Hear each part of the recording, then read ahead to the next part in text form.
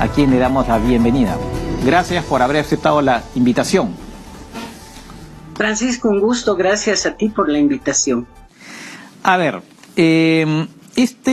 primero les puedo explicar al público un poco así de manera sucinta cuál es el problema con este tema del censo, que efectivamente debió haberse realizado el 2012, porque es cada 10 años según la ley boliviana, y ha sido postergado. Y ahora, finalmente, la última decisión del presidente Arce es que ha insistido con que sea el 24, o sea, ya no en abril, sino marzo 24. ¿Cuál es el problema exactamente ahí? Para ponerlo en simple, el censo debía llevarse a cabo el domingo, este domingo. Ya. Y han decidido de manera no justificada, sin ningún argumento, ninguna razón aparente, después de que ante la Asamblea Legislativa el Instituto Nacional de Estadística explicó que todo estaba listo, decidieron postergar para el año 2024. Entonces se hizo una movilización nacional, pero a partir del departamento de Santa Cruz de la Sierra, que hoy tiene la mayor cantidad de población en el país, y están en paro hace, si no me falla la memoria, van 24 días, hasta el día miércoles todavía, incluido todo el día de mañana. ¿Por qué? Porque en estos más de 10 años ha habido una migración interna muy, muy intensiva hacia Santa Cruz, y por supuesto los recursos del año 2012 no cubren las necesidades de esa población que migra y que exige también servicios, salud, educación, etcétera. Entonces empieza el conflicto a raíz de esto, de la fecha del censo, y se pone en evidencia durante el conflicto que el gobierno está dispuesto a cualquier cosa menos a mover la fecha del censo. ¿Por qué? Porque si se hace el 2023 y sacan resultados 8, 10 meses, un año después, como ellos pretenden, 14 meses decían, por supuesto que tendríamos que ir a todo un escenario de cambios en el sistema electoral. Me explico.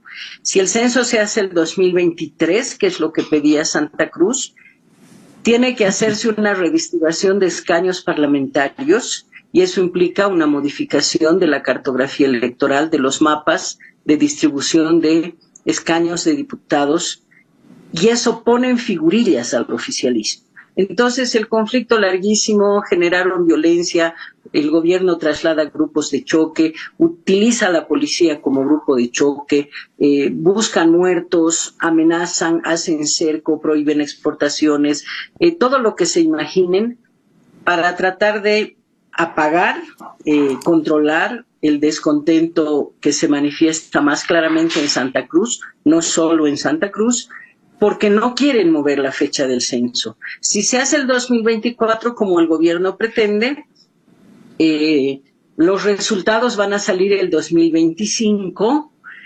seguramente faltando un mes para las elecciones primarias. No va a haber redistribución de escaños y adicionalmente no va a haber un nuevo pacto fiscal, pero parece que ese no es el tema central. El tema de fondo es que en estos años, largos años, de presencia del MAS en el poder, y desde el 2009 que se hace un padrón biométrico, han ido creando un diseño electoral que les permite ganar la elección y controlar las asambleas de representantes con menos votos. Siempre tener el control en el nivel nacional de la Asamblea Plurinacional y en los niveles departamentales de estas asambleas departamentales. El diseño implica fórmulas electorales que le dan más escaños al partido mayoritario, pero de una manera desproporcional, cartografía electoral que permite que en las zonas de población dispersa, provincias, municipios rurales con muy poca población, tienen más escaños. Para ponerte un dato concreto, el 72% de la población en mi departamento, en La Paz, se encuentra en la provincia Murillo. En la mancha urbana son apenas 8 escaños para el 72% de la población de todo el departamento, que representan el 53% del total de escaños departamental. Y para el 28% de la población se le da el 47% de escaños. Entonces, esas distorsiones que son claramente intencionales hacen que el MAS obtenga más curules, más escaños, y pueda tener o mayoría absoluta o 2/3 y, por supuesto, tomar las decisiones que al gobierno le convenga. Adicionalmente, hay una preocupación de hace mucho tiempo. Supuestamente se ha hecho una auditoría al padrón el 2017 a través de la OEA, y digo supuestamente porque la información que se le ha dado a la OEA ha sido de vocales electorales del partido oficialista, entonces no nos consta cuál la transparencia de la información que le ha sido brindada a la OEA, ¿no? Pero igual, ya han pasado muchos años y ese padrón tiene una cantidad inexplicable de inscritos que no corresponde a la cantidad de mayores de edad que deberían estar habilitados para votar de acuerdo al censo 2012 y sus proyecciones de población. Es decir, cada año hay un número determinado de ciudadanos que cumplen 18 años y eso debería ir haciendo crecer el padrón, pero hay muchos más. Ya, ahora, un poco para resumir, porque claro, para el público peruano hay que ver las cosas en síntesis. Básicamente es un tema con el censo, efectivamente, que tiene que ver con la distribución de recursos, ¿no? Porque claro, si la población en Santa Cruz, lógicamente por la migración aumenta, evidentemente pues le tiene que tocar más recursos a Santa Cruz, y también que Santa Cruz elegiría más representantes al Parlamento, a la Asamblea, ¿no? He leído en algún lado que serían 3 más o menos, según los cálculos, en fin, de los cuales 2 probablemente serían de la oposición y 1 podría serles más, porque también hay población, gente traída, en fin, que ha llegado que sería favorable a la más, según lo que he podido leer. Pero lo que ha sacado finalmente el gobierno es una norma que adelanta la entrega de recursos, ¿no? Y eso ha hecho que, por ejemplo, el rector de la Universidad de Santa Cruz, que no recuerdo ahora, parece que él está satisfecho. Y dice, sí, para mí que él forma parte de las protestas también, pero él le parece que está satisfecho. Sin embargo, Fernando Camacho dice que no, y tampoco me parece que Rómulo Calvo, que es el director de este comité cívico, que lo vamos a dar después, ¿no?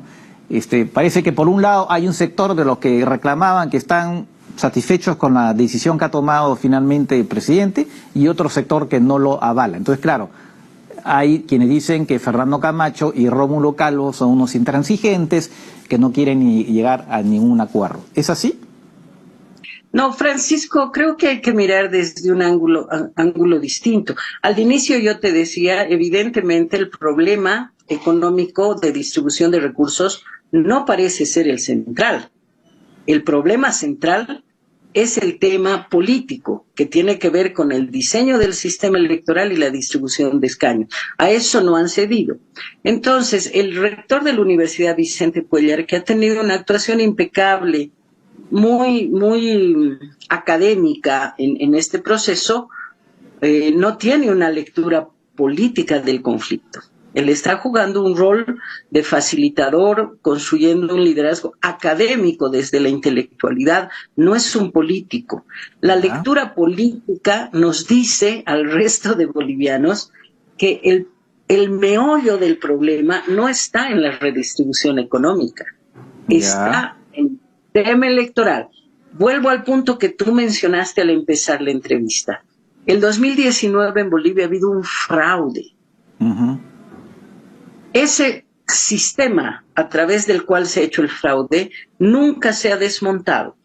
Durante el periodo de Yanine Áñez, los entonces vocales nunca investigaron, no hicieron una auditoría dentro del tribunal, no siquiera le pidieron explicaciones al personal que manejaba el proceso, y se suspendió el conteo rápido para la elección 2020. Las leyes intactas, la cartografía intacta, hasta las personas que oficiaron de responsables durante el fraude intactas. Entonces el país sabe que el censo pone ya en una evidencia demasiado grosera la manipulación O sea electoral que hay que una se hace. relación entre censo y padrón electoral, eso es lo que está diciendo. Hay una relación en el sentido de que si tú encuentras que de acuerdo al censo deben haber 100.000 mayores de edad y encuentras 160.000 inscritos el padrón, algo está mal, ¿no es cierto? Ya, Eso es lo ok, que está ya, ok, pasando. ese es el, ok, entiendo ese punto.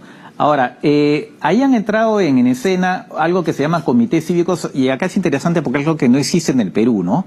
Después nos va a explicar exactamente qué cosa es, porque acá de pronto aparecen frentes de defensa que hace tiempo que no aparecen en el Perú, no se sabe quién los ha nombrado, y comienzan a levantar reivindicaciones, hace algo que no se ve hace varios años, pero que en una época pasaba mucho en el Perú. Entiendo que los frentes cívicos en Bolivia, que son representaciones de la sociedad civil, y creo que el más desarrollado es precisamente el de Santa Cruz, pero hay otros, ¿no?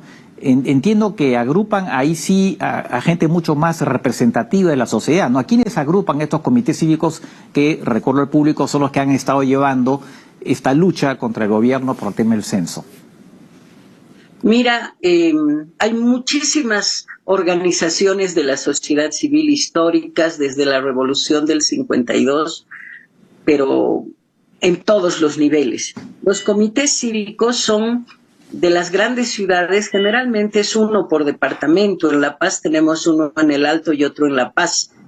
Son instituciones que articulan a los vecinos de los municipios, ¿no? Surge a partir de una organización vecinal y gradualmente fue creciendo hasta que el comité cívico es el que articula a las organizaciones cívicas ciudadanas de cada uno de los grandes municipios capitales de departamento. Tienen elecciones cada tanto tiempo, estatutos, etcétera. Es decir, son organizaciones de la sociedad civil que cumplen generalmente una función más social, pero en determinadas coyunturas cumplen una función política. Los comités cívicos han estado también tratando de ser cooptados, controlados por el movimiento al socialismo. Yo quiero que en el Perú, por favor, paren las orejas y comprendan que hay un menú detrás. Hay la franquicia castrochavista, le llama un amigo boliviano, Juan Claudio Lechín. Es decir, repiten las mismas cosas en Venezuela, desde Cuba, Nicaragua, Bolivia, lo han querido hacer en Ecuador, etcétera. Entonces, pues en Perú deberían parar las orejas, esas que se crean de repente y no sabes de dónde surgen y no tienen institucionalidad alguna, generalmente son operadores políticos del oficialismo que quieren legitimar y darle maquillaje a sus decisiones con una idea de que la sociedad civil respalda. Acá se llamó el Estado Mayor del Pueblo, por ejemplo, ¿no? Sin embargo, No tienen. hablando de eso, de hacer frente, digamos, entre oficialismo y oposición, lo que llama la atención en Bolivia es que la oposición está bastante débil, ¿no? O sea, uno ve un poco lo que pasa y se encuentra con una gran división. No sé, ¿qué pasa con la oposición en Bolivia? ¿No hay líderes que encarnen, que puedan agrupar a todos? O porque pareciera que fuera algo bastante fragmentado, ¿no? Francisco, hacer política de manera institucional, pública, en los países con los populismos autoritarios ejerciendo por muchos años el gobierno, se convierte en un riesgo de vida. Son una especie de kamikazes. Ya nos sorprende tener unos cuantos que quieran seguir haciendo política porque la persecución es implacable. Entonces, por supuesto que hay debilidad de los partidos, por supuesto que hay crisis de liderazgo en el nivel nacional, departamental, porque al que levanta la cabeza se la quieren cortar. Empieza a surgir un liderazgo alternativo y ya le hacen 5, 2, 3, 6, 10 juicios por lo que sea para desanimarlos. Mejor dedícate a las audiencias y a los abogados en vez de dedicarte a la política. Cualquier dirigente de base de cualquier sector que empieza a proyectar liderazgo, hay que perseguirlo, hay que castigarlo, hay que descalificarlo. Entonces, por supuesto que los partidos están en crisis por sus propias razones desde antes de la llegada del MAS, falta de democracia interna, pero esto se ha profundizado de una manera brutal con la persecución. no es analizar una situación de democracia normal, es una democracia casi virtual, en la que hay partidos, pero el MAS solo le permite tener personería jurídica a aquellos que no le generan enorme daño. Y los que ya la tenían porque la consiguieron antes o porque hacen alianzas o lo que sea, son generalmente muy perseguidos, ¿no? Eso podríamos hacer un larguísimo programa, 45 juicios a uno, 26 juicios al otro, 14 juicios al otro. Entonces, en esas condiciones no es fácil hacer política y menos ser oposición. Más bien, aún hay gente que tiene la voluntad de hacerlo. ¿Y qué es lo que pasa? Que conforme más tiempo y más autoritarismo y más agresiones, se van multiplicando las voces y los liderazgos cuestionando al gobierno del MAS, incluso dentro de sus propias filas, ¿no? Están, sí, efectivamente creo yo, hemos visto que hay un, ¿cómo se llama? Una lucha interna entre Evo Morales y el presidente Arce, ¿no? Efectivamente, porque aparentemente Evo Morales buscaría presentarse a la elección. Lamentablemente me dicen que tenemos que cortar acá porque tenemos... Ah, ¿todavía tenemos un rato? Ah, ya. Sí, eso quería hablarle precisamente. Hay una división muy fuerte dentro del MAS, ¿no? Parece que Evo Morales, por lo que he leído, tiene pretensiones de presentarse el 2025 y he leído críticas muy fuertes que le ha estado haciendo al gobierno de su correligionario, ¿no? muy fuertes.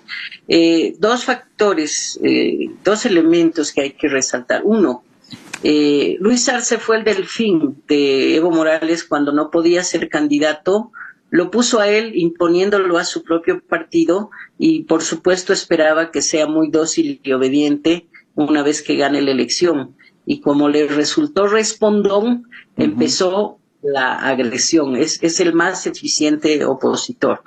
Segundo, hay un informe preliminar de un proceso de la CIDH, de la Corte Internacional, contra Evo Morales por ejecuciones extrajudiciales, por más bien vulneraciones a los derechos humanos en un par de casos que se llaman de terrorismo 1 y 2 en Bolivia del año 2008. La conclusión del informe es que el Estado boliviano debe investigar porque se ha probado que ha habido vulneración a derechos humanos. Y ahí está la filmación de Evo Morales diciendo yo di la orden, ¿no? Pero un poco Entonces, para ¿qué que el pasa? público entienda, eso tiene que ver con una supuesta conspiración en Santa Cruz, que Exacto. se acusó a un grupo de, no sé si eran de balcánicos, no sé qué, que habían participado en el asunto, y una operación que terminó con la muerte de algunos, ¿no? De varios, y eso Casi todos, sería que había una varios. especie de delito, ¿no? Del parte del gobierno por ese lado, ¿no? Exacto, Francisco, ejecuciones extrajudiciales se llaman terrorismo de Estado, pero el resumen es que se acusó a este grupo de personas de querer derrocar al gobierno y al final de cuentas nunca se lo probó, pero los asesinaron a varios de ellos.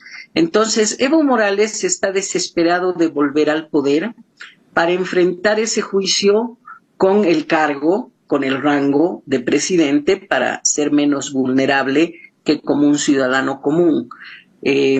No lo va a lograr, es muy difícil, no tiene ya el apoyo ni siquiera de su propio partido, sino solo de los cocaleros que no venden su producción al mercado legal. Entonces, Luis Arce ha quedado en mejores condiciones que Evo Morales, pero lamentablemente es el mejor émulo de Evo Morales. Se ha vuelto un presidente tremendamente autoritario que impone las decisiones, no escucha ni dialoga con nadie y al que puede lo persigue, lo detiene y le inicia proceso y mejor si lo mete a la cárcel, como es el caso de Yanine Áñez, ¿no?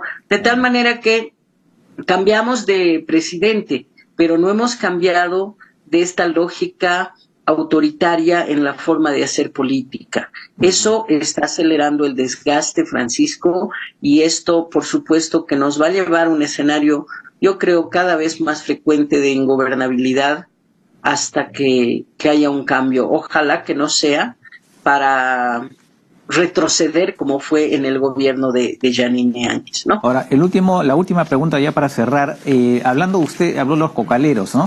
Y ahí también, así brevemente, hay un conflicto que acá en el Perú suena un poco extraño, ¿no? Porque no se ve este tipo de conflictos por la venta legal de la coca en unos mercados. Hay asociaciones con dirigencias, una legal, la otra apoyada aparentemente por Evo Morales, en fin.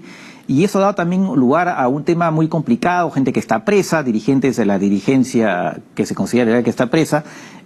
¿Cómo va eso? Porque eso podría volver a explotar. Entiendo que siguen todavía varios, acaban de arrestar a uno y podría volver a explotar.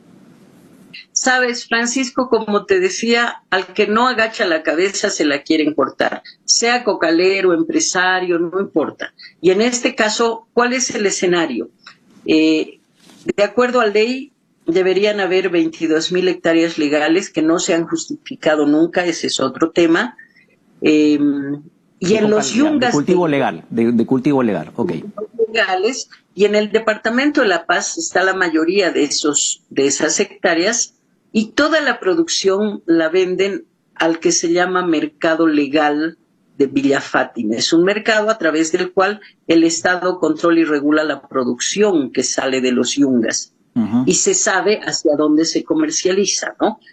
El otro mercado legal está en Cochabamba, en la zona de Evo Morales, que se llama el mercado legal de Sacaba. Lo interesante es que aunque hay menos hectáreas de producción en Cochabamba, la producción es mayor que la de los yungas por el rendimiento que tienen por hectárea. Ese es otro largo tema, no quiero confundir. Pero hay mayor cantidad de coca en Cochabamba que en La Paz. Y apenas entre el 3 y el 7% del total de esa producción pasa por el mercado legal. En otras palabras, entre el 93 y el 97% de la producción de Cochabamba se desvía al mercado ilegal. Entonces, los cocaleros de los yungas de La Paz, que sí venden el 100% de su producción al mercado legal, no quieren ser asociados con estos cocaleros que venden al mercado ilegal. Estoy repitiendo de memoria porque, en resumen, se desvía al narcotráfico. No, claro, narcotráfico, claro. Cuando se habla ilegal es narcotráfico, claro. Pero claro, entonces, ¿qué es lo que sucede? Que han habido ya como 5 o 6 intentos en estos más de 10 años de los cocaleros de Evo Morales, que son de Cochabamba, de tomar el control de las direcciones, de los dirigentes y las organizaciones de los cocaleros de La Paz. Claro. Y te resisten. Entonces ahí vienen los enfrentamientos. De acuerdo, efectivamente sí. Y por eso han creado un mercado paralelo que quieren que se cierre porque no es legal, porque la ley dice que tiene que haber uno solo en La Paz, ¿no? Bien, ahora sí creo que se nos acabó el tiempo, lamentablemente. Seguramente seguiremos conversando porque creo que la cosa en Bolivia, como se dice, está que quema y seguramente, lamentablemente, tendremos que seguir conversando. Muchas gracias nuevamente. No, pues gracias a ustedes cuando guste.